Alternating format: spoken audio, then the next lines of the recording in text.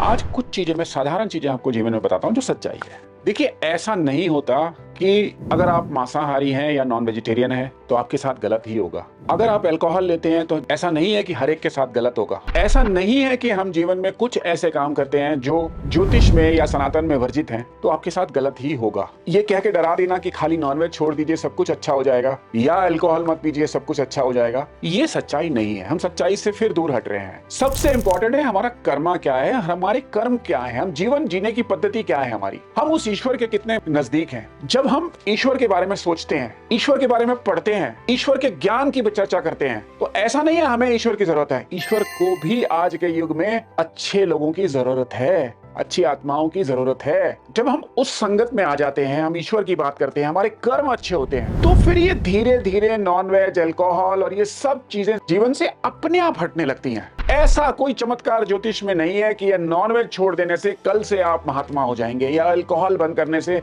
कल से जीवन में सब कुछ सुधर जाएगा। नहीं, ऐसा नहीं है। मॉडरेशन में अगर आप कुछ भी कर रहे हैं तो एक सीमा तक वो अलाउड है, लेकिन जब आप ईश्वर से जुड़ने की बात कर रहे हैं, अध्यात्म की बात कर रहे हैं, अपना जीवन बदलने की बात कर रहे हैं, जब आप कर्मा की बात कर रहे हैं, तो वहां पे डेफिनेटली ये चीजें असर करती हैं। वहां पे नॉनवेज भी असर करेगा, वहां अल्कोहल भी असर करेगा, वहां जीवन में और अनएथिकल करीबी बातें भी उसमें बाधा लेके आएंगी और एक अच्छा जीवन जीने में रुकावट डालेंगी। थ्योरी ये कहती है, लॉ ऑफ कर्मा ये कहता है। बाकी जीवन जैसे चल रहा है, जब तक आपके प्रारब्ध अच्छे हैं, आपके पूर्व जन्म के कर्म अच्छे हैं, तो सृष्टि भी 360 डिग्री से आपको हेल्प कर रही है।